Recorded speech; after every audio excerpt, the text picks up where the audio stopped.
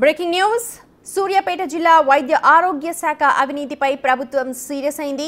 5గురు రాష్ట్ర స్థాయి మెడికల్ అధికారులతో విచారణ కమిటీ వేసింది. ఈ కమిటీ జిల్లా వైద్య ఆరోగ్య శాఖ కార్యాలయంలో సోదాలు నిర్వహించింది. అర్హత అనుభవం లేకున్నా స్కానింగ్ సెంటర్లు హాస్పిటల్స్ కు అనుమతులు ఇచ్చారన్న ఆరోపణలపై ప్రభుత్వం సీరియస్ అయింది. మామూళ్లు తీసుకుంటూ అవినీతిని ప్రోత్సహిస్తున్నారు అన్న అభియోగాలతో వైద్య అధికారులపై చర్యలకు సిద్ధమవుతోంది.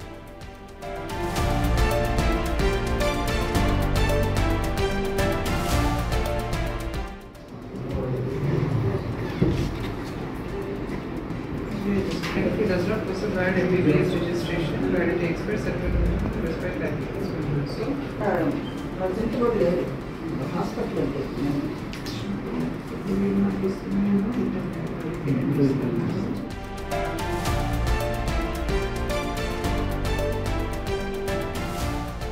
నల్గొండ ప్రతినిధి రమేష్ ఉన్నారు పూర్తి డీటెయిల్స్ అందించడానికి. రమేష్, కమిటీ జిల్లా వైద్య ఆరోగ్య శాఖ కార్యాలయంలో ఏమేం బయటపడ్డాయి సోదాల్లో?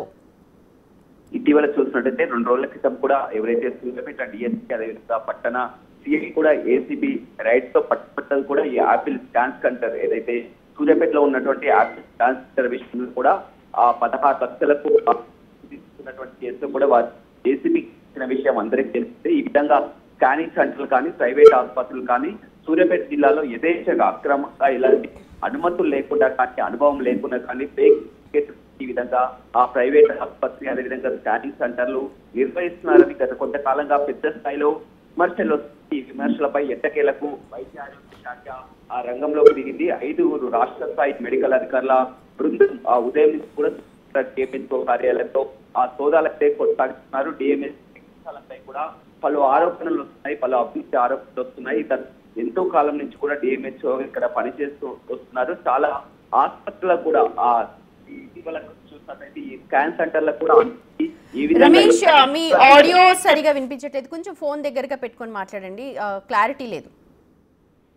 అయితే ఇటీవల కాలంలో ఏదైతే సూర్యాపేటలో ఉన్నటువంటి యాపిల్ స్కాన్ సెంటర్ కానీ సాయి గణేష్ హాస్పిటల్ కానీ శ్రీనివాస్ హాస్పిటల్ కానీ ఈ 3 హాస్పిటళ్లపై కూడా కేసులు నమోదు కావడం జరిగింది. అనుభవం లేని డాక్టర్లతో అదేవిధంగా ఫేక్ సర్టిఫికేట్లు పెట్టి కూడా ఈ విధంగా రెన్యువల్ చేసుకున్నారని కూడా ఆరోపణలు రావడం జరిగింది. ఈ విషయంపై కేసు విషయంలోనే ఆ ఏసీబీ అధికారులకు సూర్యాపేట డిఎస్పీ సిఐ కూడా ఆ 3 రోజుల క్రితం పట్టుకోవడం జరిగింది. ఈ విధంగా యథేచ్ఛగా ఆ సూర్యాపేటలోని పలు ఆసుపత్రులు కూడా యథేచ్ఛగా కొనసాగిస్తున్నారు. అదేవిధంగా స్కానింగ్ సెంటర్లు కూడా ఇష్టం వచ్చినటువంటి రీతిలో పెద్ద ఎత్తున మామూలు దందాకు అలవాటు. రమేష్, ఎన్ని హాస్పిటల్స్ కి వీళ్ళు శాంక్షన్ చేస్తున్నారు, అలాగే ఎన్ని స్కానింగ్ సెంటర్స్ ఉండొచ్చు బహుశా ఒక అందాజా?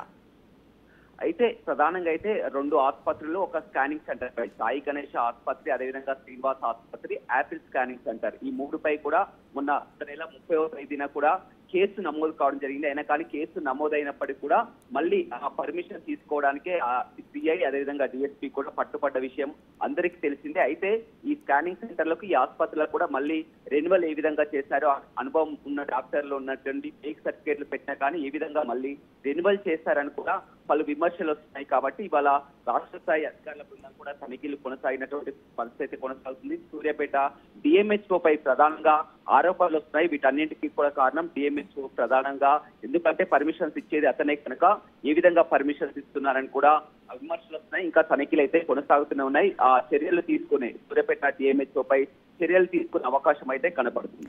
Right Ramesh, thank you so much. ఇంకా వైద్యాధికారులు అక్కడ సోదాలు అయితే నిర్వహిస్తున్నారు, కమిటీ అంతా కూడా సోదాలు నిర్వహిస్తోంది. దాని తర్వాత ఎటువంటి చర్యలు చేపట్టారు?